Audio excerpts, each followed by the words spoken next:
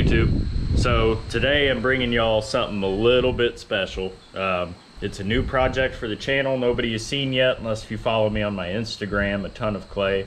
But also I got the first piece for it.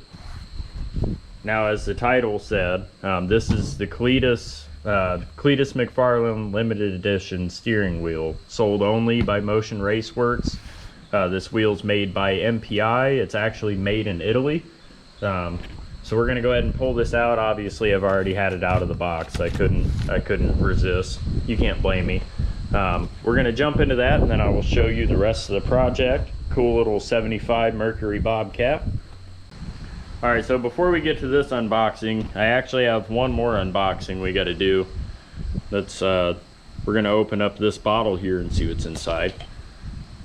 Now that we got that out of the way. Now I've had this open, but this is exactly how you're gonna get it from Motion Raceworks. I made sure to put everything back the same way. It's packaged nice. It's actually a box in a box. Like, if you need to justify it to your old lady, it does come with a sticker that makes it worth it. Shitbox rule number 34. And then here's the steering wheel itself. Now, this is my first video in 4K. I'm hoping this is going to show the detail that they put into this wheel. But this thing, I mean, is super nice. Let me turn on the light so I can get you a better look at it. Now, hopefully you can see the quality in the stitching. You can tell it's genuine material.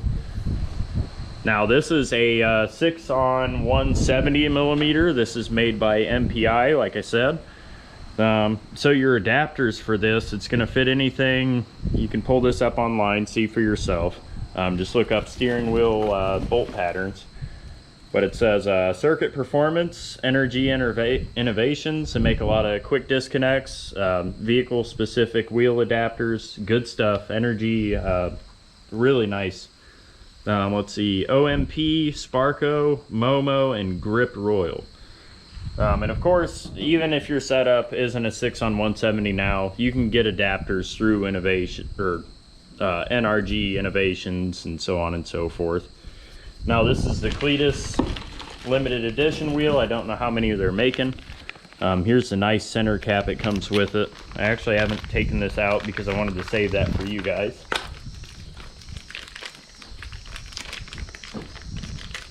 There's one downside to this for my needs, that it's just a plate. It doesn't have a functional horn button, but you got a nice gloss center cap in there with the Cleetus flag. That flag does have all 50 stars. The wheel does not. I was a little disappointed, but they didn't have much real estate there. No built-in buttons, but of course you can buy brackets through MPI, or a lot of other people make them. There's plenty of competition there, so you can pick up brackets for them fairly cheap. I believe $30 to $50 for a dual button bracket. Not bad at all. And it's best to do that anyways. The ones built into the wheel, maybe you need more, maybe you need less. Best to just have what you need. But that's the wheel. We're going to go ahead and get to the project now.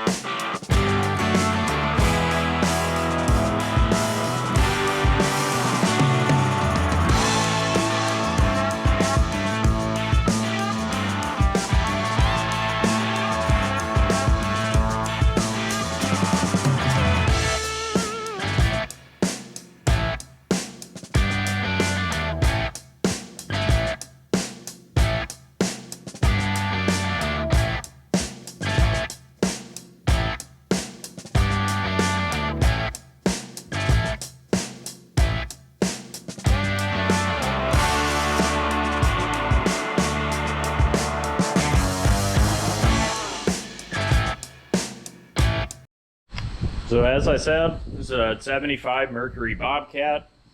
It's essentially a Pinto wagon. It's the same body style, it's just Mercury's version of it. These came stock with a 4-cylinder or a V6. This one was stock with the V6. I actually bought this car because the engine was going to be laying around for the other truck. You guys have seen that project. But this one actually fits. This is a 6-liter LQ4, 364 cubic inch. It's an LS engine. And then that back there is a 4L80. All we have to do is trim those little tabs you can see there, maybe. Yep, for the stock cross member, and then that 4L80 actually fits right in. So this will give you an idea on the 4L80 trans fitment right now. This is a 4x4 4L80. I'm just using it for mock-up. I have a 2-wheel drive that's coming. We just got to trim those 2 tabs there. See, it's kind of hitting on the linkage and shift motor. This is electronically shifted. Yep, trim that tab over there, and then we'll be able to come back another 3 inches. So as I said, I actually found that Bobcat for the engine because the engine got pulled out of this one. It was running, driving, nothing wrong with it. It was a very sentimental truck to me. I actually posted a video about bringing this home. If you want to know more about it, you can watch that. But long story short, it had a 6.0 and a 4L80E swapped into it. And I wanted this project to get solid axle swapped and get a 7.3 Power Stroke turbo diesel. So that's what we have here in this van. I bought half of this van for the engine, the computer, the injector control module. It's a 96 7.3 liter Power Stroke. It has a junk 2-wheel drive E4OD transmission. Definitely not going to use it. I don't know if it's good or not. But yeah, the 7.3 is going to go in this truck. We'll get to that eventually. But for now, back to the Bobcat. Also, quick side note, this is another car that you will see on this channel. It's not mine, it's a buddy of mine, but I'm going to be doing most of the fab work on it. He had a 3rd gen Camaro we were going to mess with, but as far as right now, the plan is 5.3 LS and a Power Glide in this one. Put in better 4 links, you know, get it running, driving. That'd be a fast, fun one. Truck's doing great, axle's doing great. Got 17 mpg empty. That's the best I've ever had with it.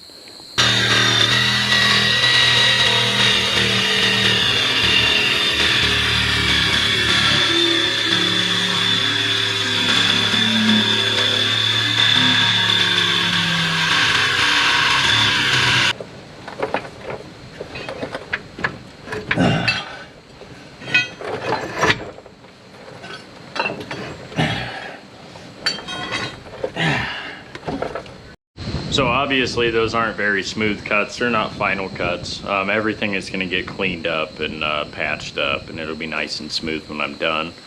This is just kind of proof of concept, rough fitting, just kind of tackle one problem at a time, what needs to go, what needs to move. And then after it's all said and done, then I can kind of situate everything, finish it up a little nicer. Obviously the engine and transmission's going to have to come back out. But that's part of the plan. It's got to get wired anyways. This car needs a lot of work. It's a 1975, so I don't trust the wiring that's in here, and it's also been hacked.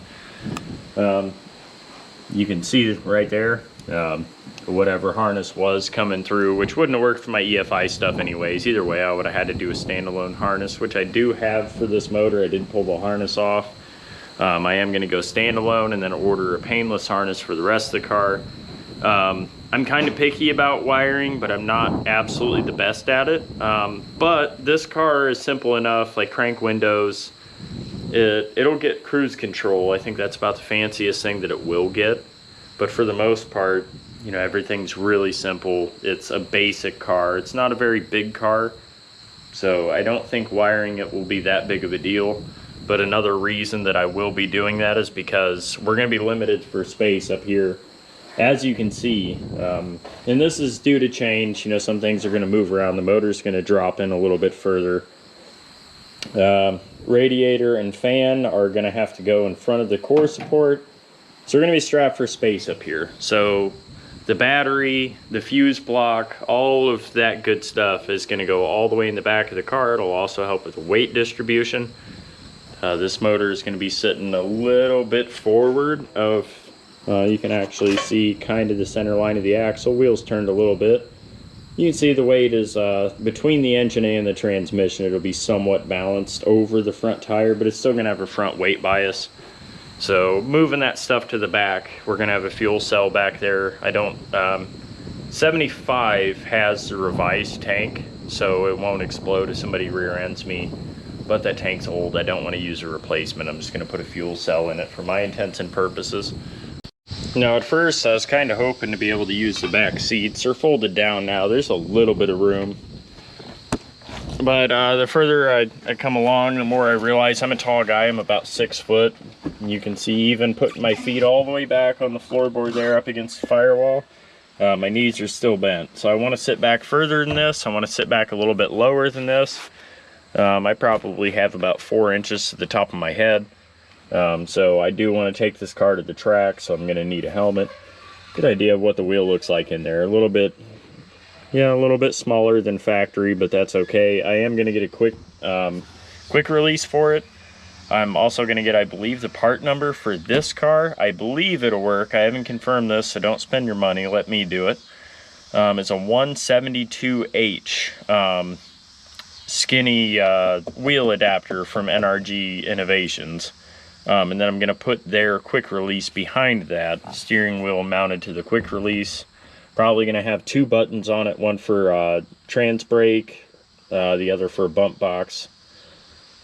Aside from that, eventually, hopefully, it'll be pretty good. And it'll have Dakota digital gauges. For now, these probably just aren't going to work. I don't think I'm going to be able to make them work with the LS.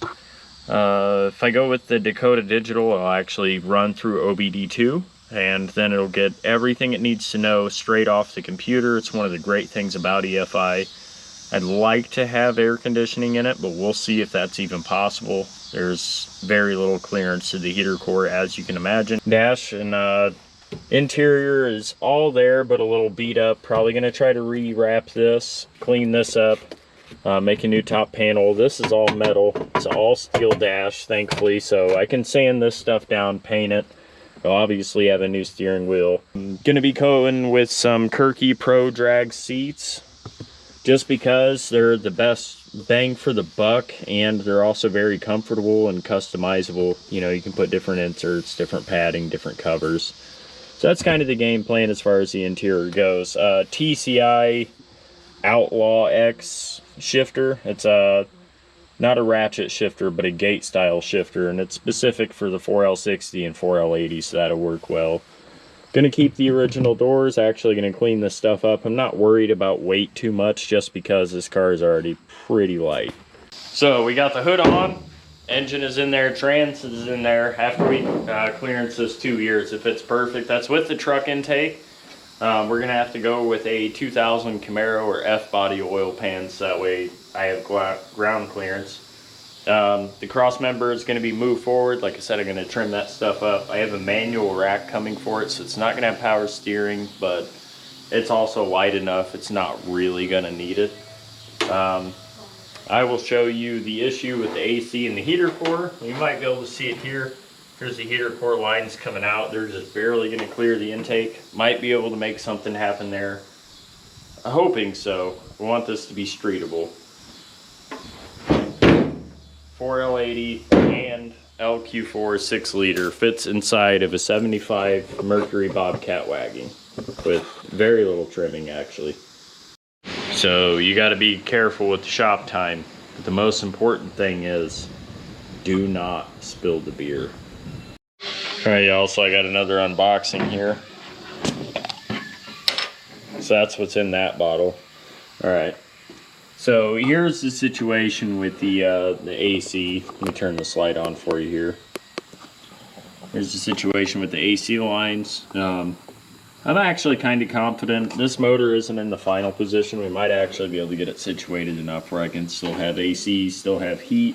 It'd be really nice. I want this thing to be a cruiser. Sitting all the way back, we do actually have more room up here than I thought we would. When you're first dropping it in, it's really tight between the firewall and the cord support. I'm thinking we're definitely going to have to put the radiator in front of the cord support behind the grill. I'm wondering if we can mount an intercooler. I don't want to spoil plans, but that's definitely one of the options I'd like to consider.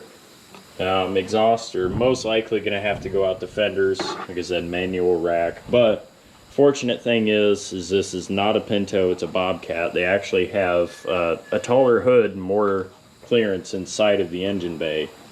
So we can actually fit the 6-liter and the 4L80 in here, no problem at all. We actually still have room for the master cylinder and the brake booster. We're going to have to switch that out though, so that way it can go to disc brakes. But that's how she's fitting. Give you a quick clip of underneath and how the trans fitment looks, but definitely easier than I thought it was going to be. So you can see here, the 4L80 just tucks right in, not too low, not too high, it's perfect. Like I said, this engine placement isn't permanent. We're actually going to lower it down some, but I'm thinking I'm going to be able to use the stock standoffs. You can see those mounts are actually removable. You can see that top bolt right about there. Yeah, actually you can see both of them on top. So it's 4 bolts. You take those out, I can actually weld those up to the mounts. You see the bolts sitting inside of the block. Those are the factory engine mount location. So this is actually not going to be as hair pulling as I first expected it to be. And I did get the hood prop installed. This isn't from this car. This is from a Camaro 3rd gen. Works perfect for now though. I did have to take out the original hood latch so that way we can fit the radiator and fan up here. But we're most likely going to be going with Zeus fasteners or hood pins. That's about all I got for this project. I'm going to be making some more progress on it. I'm most likely not going to film much of it just because it's been a while since I've gotten a video out. I know some of you are wondering where I've been. I'm going to jump to a clip of us explaining exactly why that is and what we're doing with the shop. This obviously isn't my house. This is just kind of where I'm storing everything, working on it in the moment. We're going through a remodel, but I'm going to show you that now. So the short and sweet of why it's been a while since I posted, it's actually been a few months now since I put anything up. We decided at the beginning of springtime that we were going to go ahead and remodel the garage, actually get it set up to run the equipment that we had got. Some of you may have seen the unboxing for the powder coating oven controller. The TIG welder, I already had the MIG welder. We're planning on, I have a compressor over there, an 80-gallon Ingersoll Rand that'll be going out back. Get it air conditioned, get it better insulated. Basically just better outfit it for what I want to do, and what that is fabricating. Our biggest hurdle so far has been electrical. Get a 60 amp box, some doubled up feed line that is not the right size on a 60 amp shutoff. Really, we shouldn't have even been welding with the one MIG welder in here just because the electrical is just not set up for it. The way the lights were wired was goofy. The wrong Romex in the walls. I'm not an expert on this stuff. This is just things that I picked up and others have pointed out to me. So I'm going to try not to drag out the project. I'm going to try to keep videos coming for you guys, but this is where I've been. This is what the holdup has been. Thankfully, we've gotten past the biggest part and we'll kind of get the gears turning a little bit here soon. Like I said, I'm going to try to do my best to keep videos coming. The farm that you see the cars being worked on now, that's actually at a buddy's place. He lets me store the cars there. He's got a really cool twin turbo SRT8 Charger that you guys are going to love. He's got a few bugs to work out in that one, but we're going to hopefully get some track time with all of them, get you guys some good content, maybe gap some fools. But that's where I've been, that's where I'm at. Like I said, hopefully we can keep things churning along, but just a brief explanation. Not sure how many of you guys actually follow me or how many of you actually care, but that's why I've been missing. But with that being said, the main reason for us making this decision, or the main reason for me at least wanting to do this, is I haven't been doing the content that I want to create. I'm more into the creating from scratch, the custom fabrication, the cool stuff. I don't like doing bolt-ons, and I want to do my own fabricating, make my own parts. Probably actually going to try to get into selling some parts. I don't know if I mentioned I have a 4-foot by 3-foot CNC plasma table. I already have that. It's just not set up. Everything's tucked away in storage now. As you can see, it's empty in here. But gonna be making some cool custom fabricated parts. Gonna be doing some custom powder coating. Just trying to expand our reach in here, and it's gonna take some time, so bear with me. And thank you to those of you who do follow along and those of you who have been patient. I do appreciate it. So, game plan as of now, I just got the steel to do the motor mounts in the car. Next time I'm out there, gonna put the motor mounts in. I will show you that in the next video. We're gonna pull out the interior, pull out the seats. Most likely gonna have my brother help me with the interior, and probably gonna feature a bunch of that stuff on his channel. I'll try to include some of it on mine, but that's kind of more his forte. Aside from that, we gotta get trans mount made. I have to replace the floor pan, obviously. Straighten up the steering column, pull out the old wiring. It's going to be a lot of deconstruction before the reconstruction, but it's definitely going to be a cool project, and I hope you guys follow along and enjoy it. Thanks for watching. Thanks for tuning in so far. The reason I just explained the reason why, I haven't been posting as much lately, but please do subscribe, because as you can see, I can't really post a video until I have content that I think is worthy enough. It's why I've been gone so long. So I'm not going to waste your time with pointless uploads and clickbait and just trying to get you to watch my videos. If I'm posting something, I think it's because it's something worthwhile and I've gotten enough content to post a video. I'm going to try my hardest not to drag out the projects, but it's a little hard to do with everything that's going on right now. But feel free to like my Instagram. I do usually only post updates about my projects and stuff that's coming in. Feel free to, like I said, subscribe, like, comment, just kind of engage with the channel. It'd be much appreciated. Thank you.